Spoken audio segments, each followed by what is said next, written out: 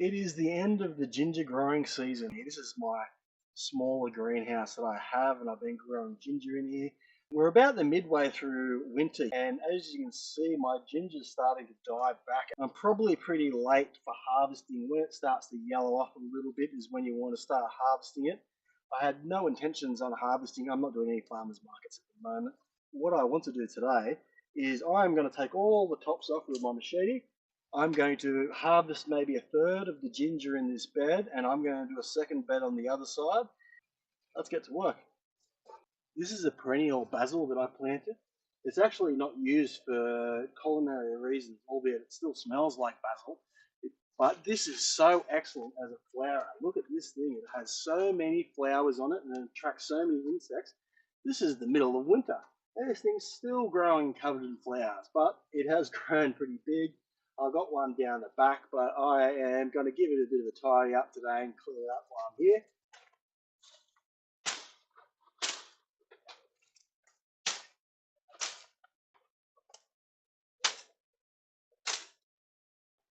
As you can tell, I'm not going to be gentle with this thing.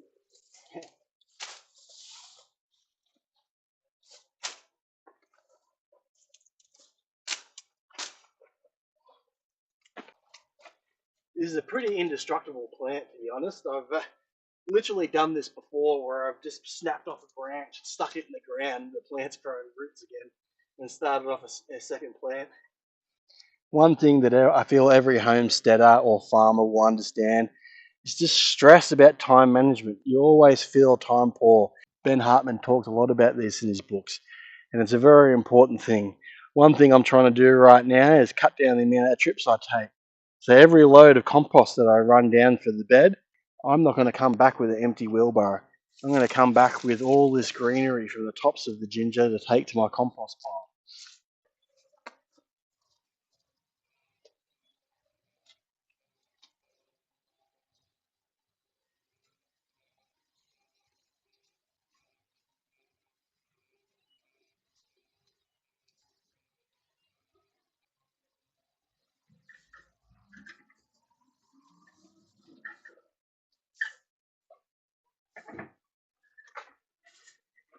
Now, I'm normally using a machete for this job, but because this ginger is so dry and it's past when I'd normally harvest it, they're just pulling out by hand without much force at all. Accidentally broke off the ginger. I'm just able to pull the tops off it, which is making this a lot more efficient than using the machete.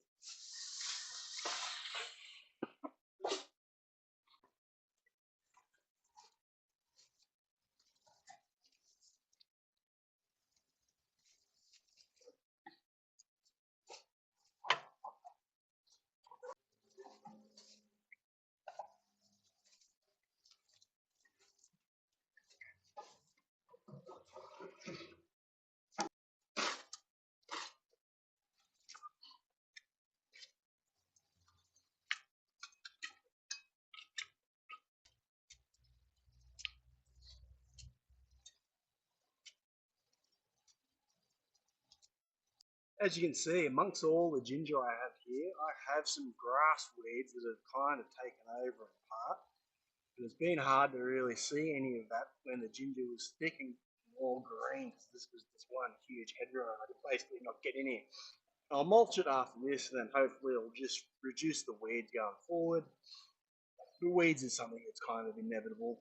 You can't get away from it. You just gotta try your best to make do. A lot of this is coming out pretty easy, which is nice. You're not normally so lucky.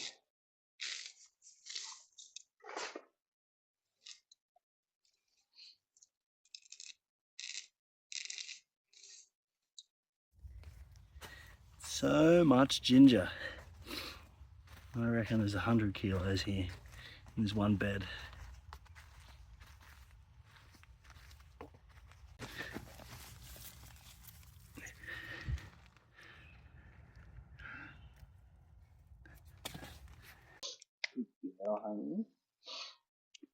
So the ginger's done really well here.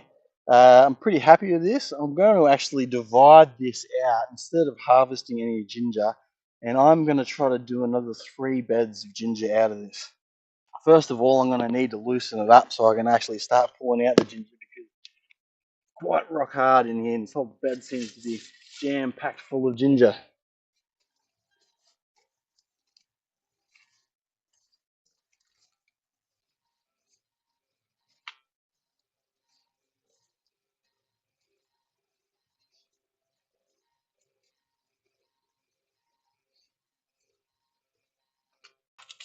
Now I'm starting to pull out some pretty healthy sized chunks of ginger here. I'm now going to break this up and start planting the new beds. One tip with this is when I'm planting garlic or ginger, I generally place it on the ground because if you start burying it too early, I lose count of where I'm actually up to and how much I've planted.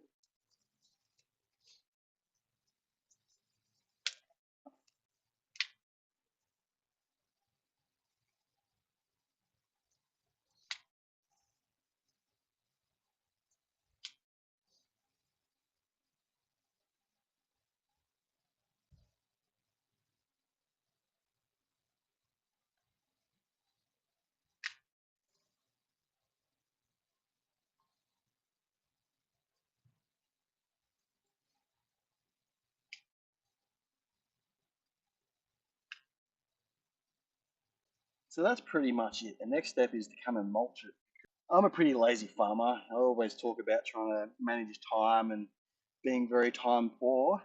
So I don't even bury this ginger. I'm just going to come and put some sugarcane mulch over the top of it. You really don't want any sunlight hitting your ginger. Your ginger hates that, or any root vegetable for that matter of fact. You'll see carrots and potatoes start going green when they get too much sun hitting the actual root vegetable. I'm planting these gingers in huge chunks. I've got a lot of ginger. I'm not really concerned about it, but if you're a home gardener, essentially every one of these knobs will shoot roots or shoot sprouts out of the top of it. You could break that up into probably 10 pieces. I'm just going to keep this as one. It's got roots and everything hanging from it. I just want to grow a very thick bed of ginger through here, so I'm going to just plant big chunks. I'm just using a store-bought sugarcane mulch right now.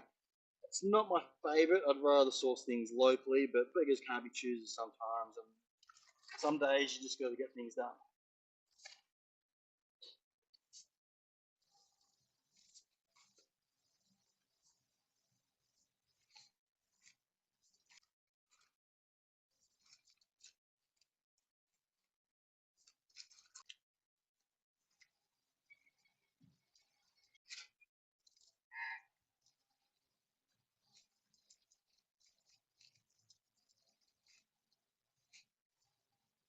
So that's practically it. The last thing I'm going to do now is I'm going to run a drip line. I've previously been running 3 drip lines per bed, but that's just a bit excessive for ginger, and I am only going to run one. I'll run one this time, so I think one will be quite sufficient. So this bed here that I just harvested from still has an excessive amount of ginger. I am going to build another bed or two after this, so I'm pulling more out, but there is way more in here than I could possibly ever need. My thought is that I'm just going to let this grow and I'm just going to cut out chunks of it every week because I can easily sell a couple of kilos at a farmer's market. And fresh ginger is so much better than the aged dried ginger in my opinion.